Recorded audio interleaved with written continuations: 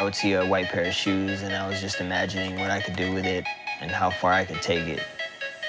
It's never been consistently more and more customs in the NBA. They go into the game with a whole different aura and swagger, you know? He liked my art and he said, why don't you help me look good on the court and I'll help you blow up in the NBA.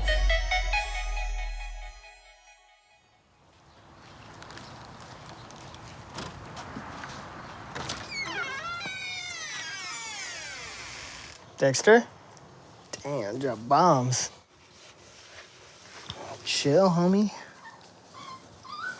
This right here is my personal collection. I mean, it goes from Nike, Dunks, all the way to Jordans, to Adidas. I got some E-Wings in there. So my favorite pair out of this whole collection, I actually made my own shoes. My Rick and Morty sneakers right here. This is the Russell Westbrook's Why Not. He follows me, so he sees all my stuff. I've been able to do shoes for over about 50 players in the league this past season. Some of my favorites were Donovan Mitchell, Damian Lillard, Cat, James Harden. The biggest pair that I made for him was the Free Meek pair. It was a huge, controversial pair because, Meek Mills was in prison and that's one of his best friends. So it was just a way of him voicing his opinion. This is where all my clients and all the NBA players' shoes are at, and where I do all my work. A couple of the shoes that I've already done. These are for Ricky Rubio. We did a little giveaway. We got some UCLA players' cleats, one of my personal favorites. These are for a big YouTuber. His name's TD, and he does a lot of gaming. This pair right here I made for Karl-Anthony Towns. He's one of my best friends in the league. We are both big fans of Stranger Things, and when he told me that he was a fan of the show, the first thing I did was get home and paint these. This is my workstation. This is where I get all the work done. I have a huge array of paints. Then I got my airbrush guns, which is like my biggest weapon. It's not a huge space, but it's all I need. I have a pair that I've been working on. I call them the Butterfly Effects. So these guys are already all taped up, prepped, ready to go. Initial black hits on there to make it darker, deeper black. I'm gonna be using the stencils, airbrushing colors and all kinds of stuff, and then I'll go in on both pairs with some paint markers to add a couple final details. These are for my boy Devin Carter. He is the son of Anthony Carter, which used to play in the NBA. Before I started doing the sneakers, I had only known of maybe 2 or 3 other pairs that had been done in the NBA in the past 4 years. Growing up, I was into sneakers. I just never had the money to buy sneakers. As the years went by, I started picking up different art crafts. Once I hit about 25, that's when I started painting sneakers. When I started customizing, I had a lot to learn. I messed up a lot of shoes, a lot of disgruntled customers, a lot of my shoes messed up, but if you don't go through it, you're never gonna learn pretty much.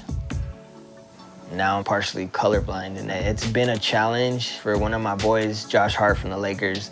I had made him this Fortnite sneaker, and I put him on there as a character. I sent a picture to my manager, and he was like, it looks dope. Are you gonna leave his face green? And I had no idea.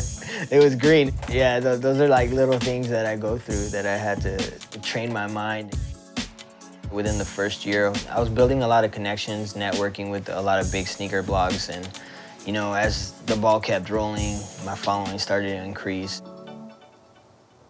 In 2016, I was on my way to SneakerCon LA.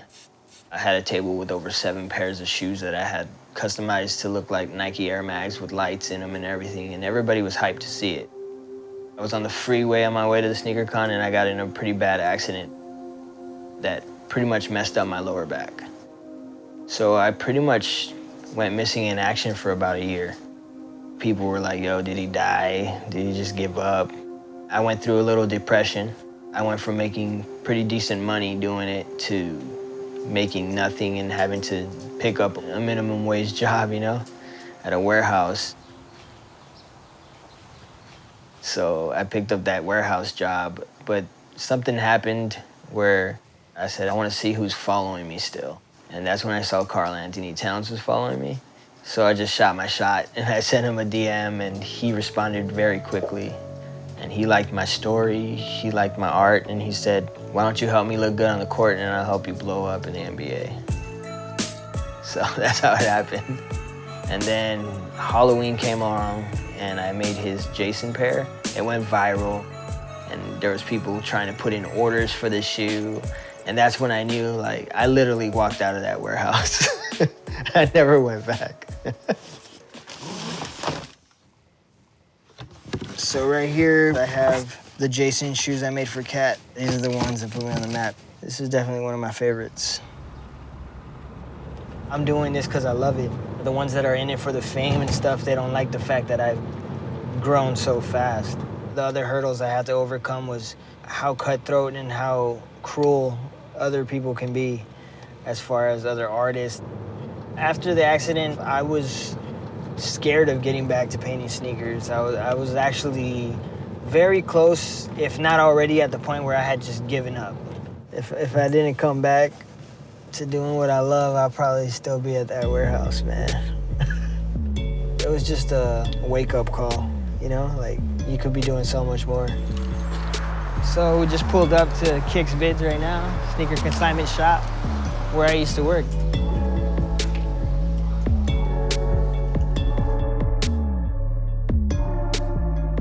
What's up, bro?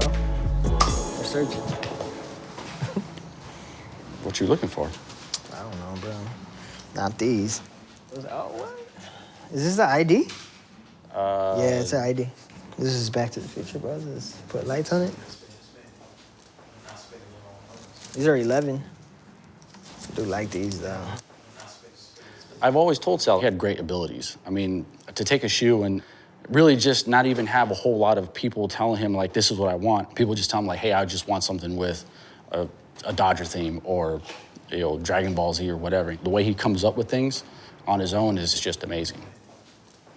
There's some that you value more than others that I wouldn't want to touch, you know? So, you know, for instance, like the Shadow ones is just a great colorway, you know? It's really neutral. You can wear it with a lot of stuff. Not to say I never have customized a pair of these, but if it was mine, I probably wouldn't. But then there's other ones like these that are all white. It's just makes for the perfect custom. Sneakerheads as a whole love what I do. At this point, everybody wants to be different. Everybody's getting tired of the same stuff, you know? So that's where we come in as artists and we're able to give these people a platform where they could wear something that nobody else has.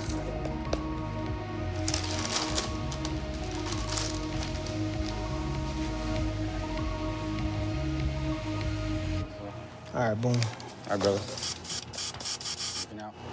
Last color.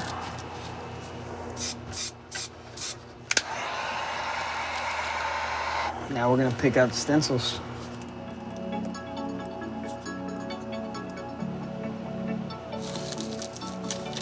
I'm gonna start adding white speckle, like a little bit on the wings, on the little bubbles over here.